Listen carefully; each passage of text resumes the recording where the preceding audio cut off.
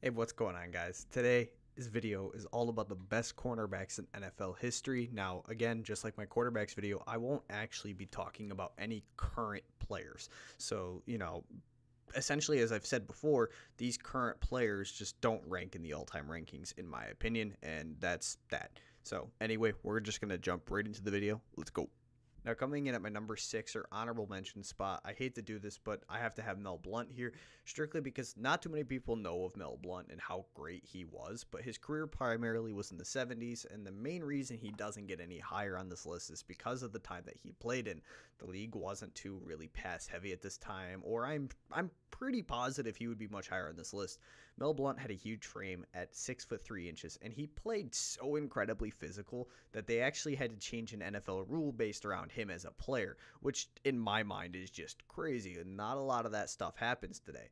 Eventually end his career with a total of 57 interceptions, which is 13th in NFL history, and they were not recording as many stats back then, like passes deflected or anything else, or else his stats would be probably much more inflated. And he also won Defensive Player of the Year in 1975, and he had 3 interceptions in the multiple Super Bowls that he played in. But I mean, there's not really much to discuss about when it comes to Mel Blount. I just feel like with him in specific, it's just very hard to gauge him as a player, or else he would be in my top 5. And other than that, let's jump straight to number 5. Now, coming in at number 5, I actually had a player that I thoroughly enjoyed watching throughout my early years of being an NFL fan, and that player is Champ Bailey. Now, again, Champ Bailey could be a lot higher on this list, but he could also be a lot lower. It really comes down to your guys' personal rankings, and in my opinion, Champ Bailey played 15 years at an elite level, never stepped down, never stepped up. He was just an elite player at every year that he played. He was really only 6 foot tall, which is kind of big for a cornerback, especially nowadays. It feels like a lot of these cornerbacks are much smaller than he was. And he was selected to 12 Pro Bowls throughout his career, which is an NFL record. And I feel like too many people need to realize that Pro Bowls, yes, well, the Pro Bowl does suck in itself. The amount of Pro Bowl selections you actually get selected to is pretty remarkable, and 12 Pro Bowls is an NFL record at the cornerback position. In his career, he recorded 52 interceptions, which doesn't even put him in the top 25 in NFL history, which is kind of crazy to think about. So why is he number 5 of all time? Well, to be honest, it's quite simple, actually. He is the most passes defended in NFL history with a whopping 203, which is just crazy to think about.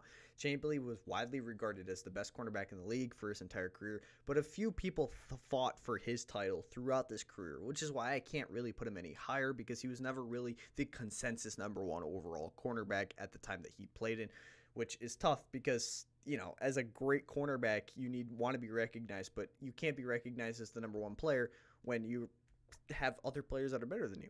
Coming in at number 4, we have Charles Woodson. Charles Woodson stood at 6 feet 1 inch tall. And to be frank about his career, very, very underappreciated. A lot of people don't even have him in the top 5, but in my opinion, he has to be top 4, top 3 maybe. And the only reason he's not ranked as high, even higher, is because the players ahead of him, in my opinion, are just simply better. And when you look at his NFL career, you really have to look at it from the fact that he was a nightmare to opposing quarterbacks and to opposing wide receivers. Nobody wanted to face this guy. But before we really discuss his NFL career, we have to back it up just a little bit and for just a moment to talk about how the fact in college he won Heisman Trophy. And to win Heisman as a defensive player, that is a record that still stands. He's the only defensive player to ever win Heisman Trophy in his entire career, which is just incredible because that really doesn't happen. He's the only defensive player to win a Heisman. It's mind-boggling in college, but we're going to move on to his NFL. With his type of play, he was really a shutdown and a ball hawk cornerback. He was pretty much all over the field. He locked opposing wide receivers down, and he never stuttered against these people. He was with them step for step, stride for stride, and he managed to break these players down, essentially, is what it felt like. Throughout his career, Charles Woodson would earn nods to a Defensive Rookie of the Year in 1998, a Defensive Player of the Year in 2009, 4 different All-Pro first teams, 4 more All-Pro second teams, 9 different Pro Bowls, and a 1-time Super Bowl champion. Looking at just accolades, I think you can start to understand exactly why he is as great as he is. And if we look at his career stats, he occurred 1,105 tackles, which is quite a bit, 20 sacks, 33 forced fumbles, and 65 interceptions, which is 5th most all-time, with another 155 passes deflected. He has the most defensive pick sixes, tied in NFL history with 13. This alone doesn't really do Woodson the justice he deserves, although I think with everything I just mentioned, he solidified himself at a bare minimum number 4, if not, he should be even higher.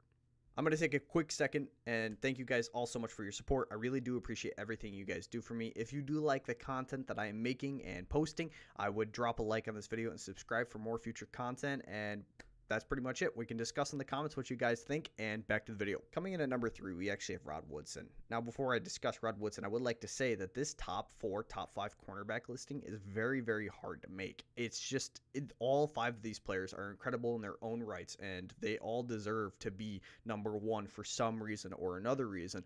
But to be honest, this is incredibly hard to rank, so this is where Rod Woodson falls for me.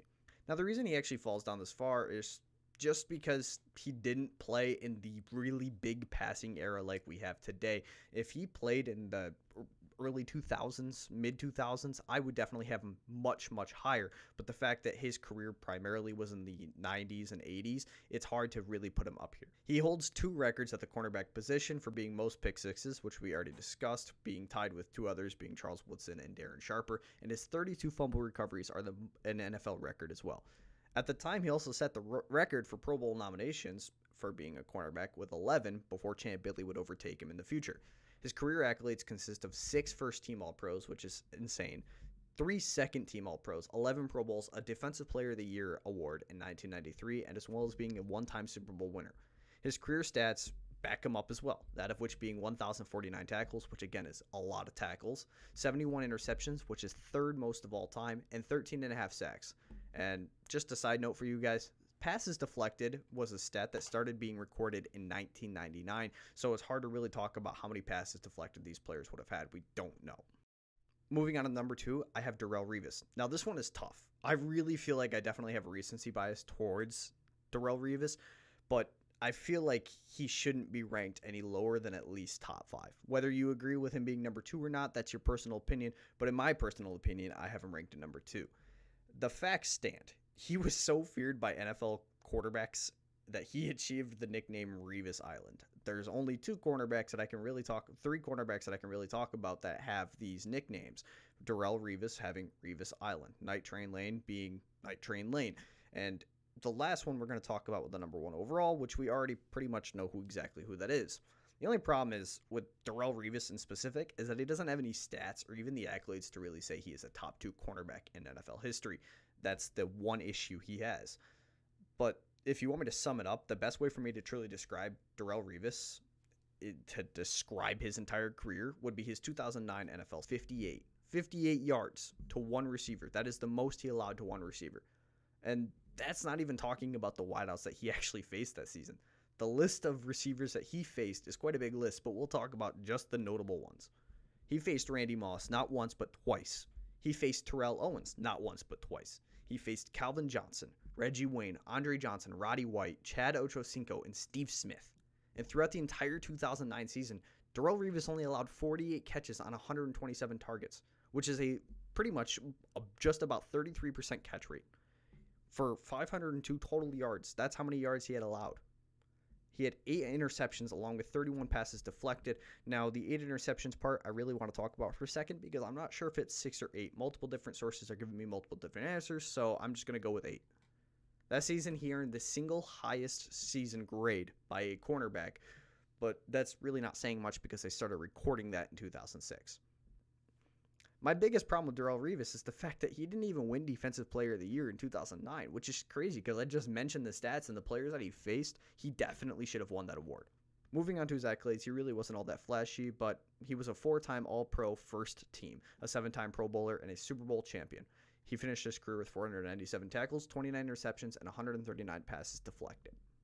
Moving straight on to the number 1. I mean, who else could I put besides Primetime himself? Falcons' first-round choice, Deion Sanders, cornerback, Florida State. Prime time's coming to Atlanta, huh? Looks like you're wearing your signing bonus here. There's a reason he's regarded as the best cornerback of all time and sometimes even regarded as a top 5 player of all time.